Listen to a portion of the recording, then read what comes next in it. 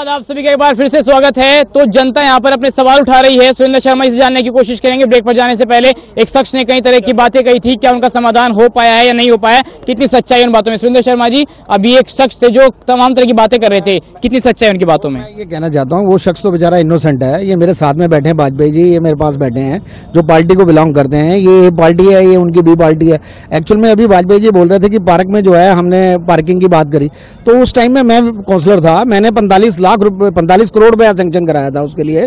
अब नीचे से एक बार बताइए, 4 फ्लोर नीचे जो है बेसमेंट के अंदर वो पार्किंग जानी थी, उसके अंदर 19 सेंटीमीटर वाली लाइन निकल आई अगर उसके अंदर, तो क्या मान लो आप ये बताइए कि पॉसिबल है कि 19 इंची जो लाइन है वो निकल जाए और उसमें जो है आदमी अगर डूब जाते हैं, कल को कोई पाइप लीक हो जाता है तो उसमें क्या होता? उसमें 3 बार लवली जी यहाँ पर हमने जो है कमिश्नर एमसीडी कमिश्नर जल बोर्ड की यहाँ मीटिंग कराई, वो उन्होंने बोला कि ये पाइप ट्रांसफर नहीं कर सकते, उससे जो आगे पानी जा रहा है उसका जो पानी है वो स्लो हो जाएगा। इसकी वजह से वो जो है पार्किंग कैंसिल हुई। हम भी पुरजोर हमने कोशिश करी कि वो, अगर एक बात बताइए कि अगर 45 करोड़ रुपया सैंक्शन कराया तो क्या इनकी किसी आदमी ने कराया? वो तो हमने कराया। ऑलरेडी मैं यहाँ से काउंसलर था, मैंने कराया और मैं नहीं चाहता था कि यहाँ पे बने। अब अगर कोई प्रॉब्लम आ गई उसके अंदर तो अपनी जनता को पहले देखेंगे, जनता की लाइफ को पहले देखेंगे।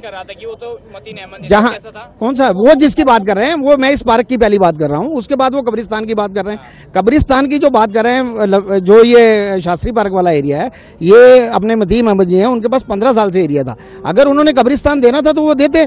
अब अगर मान लिया जाए कब्रिस्तान लवली जी ने दिया तो निश्चित रूप से लवली जी के लिए कहा जाएगा।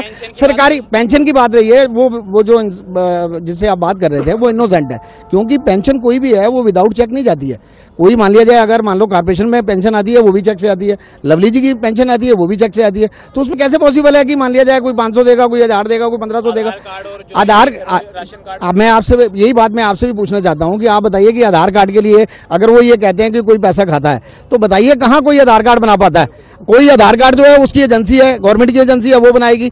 जो ये आपका वोट कार्ड है, ये भी जो इलेक्शन कमीशनर है, इसका मतलब ये टोटल इलेक्शन कमीशनर को ये दोषी ठहरा रहे हैं। आप एक बार बताइए, वो किसी के अंडर आता है?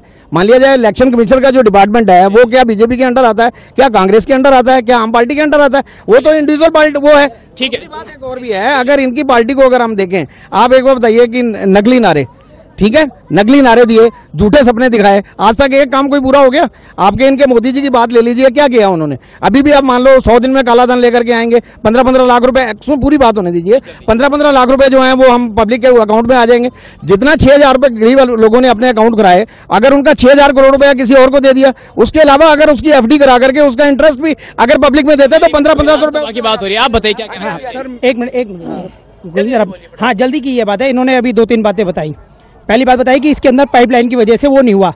एमसीडी का ऐसा नहीं है कि ये कोई 500 साल पहले हुआ जो इनको याद नहीं है कि यहाँ पर पाइपलाइन है या नहीं है, ये सब जानकारी थी। सिर्फ झूठी वाई जल्दबाजी के अंदर इन्होंने जो जनता का पैसा वेस्टेज करवाया, वो उसके लिए पनिशमेंट, उसके लिए कौन जवाब देगा? दूसरी बात, ट्रांसपोर्ट के होते हुए एक भी यहाँ से बस नहीं है जो किसी अस्पताल या रेलवे स्टेशन को जाती हो, ये ट्रांसपोर्ट करूंगा। शिक्षक, अब सुनिए नहीं आप बताइए। आप सर, मैं ये कहना चाहता हूँ, Modi ji make in India करते हैं, बाहर जाके कह रहे हैं कि आप हमारे देश में हो, यहाँ जो देश के रोजगार है उनको खत्म कर रहे हैं। 2 लाख आदमी जो यहाँ पे काम करता है रेडीमेड फैक्ट्री में, 3-3, 4-4 मशीनें लगा के, उनको तुम लाइसेंस नहीं देते।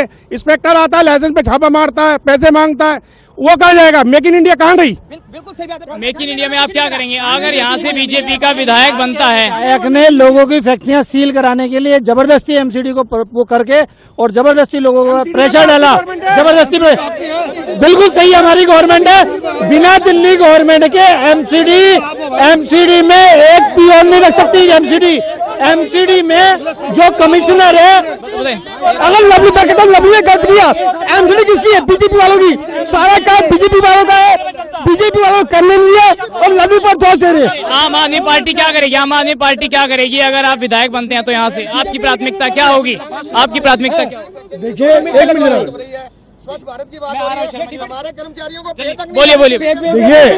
देखिए, आम आदमी पार्टी का बड़ा क्लियर कंसेप्ट है। जब मैं पहले चुनाव लड़ रहा था, हमारी आम आदमी पार्टी की सरकार आई, हमारे लीडर अरविंद केजरीवाल ने कहा कि हम 49 दिनों के अंदर, आप देखिए मेरी बात तो सुनिए पहले आप, हमने लोगों को पानी फ्री दिया है, हमने बिजली के रेट आधे किए 3 महीने के लिए बस। मेरी बात सुनिए आप, और मेरी बात तो सुनिए आप, 3 महीने थे। हमने गांधीनगर का हमने गांधीनगर का पूरा ब्लू प्रिंट तैयार किया है।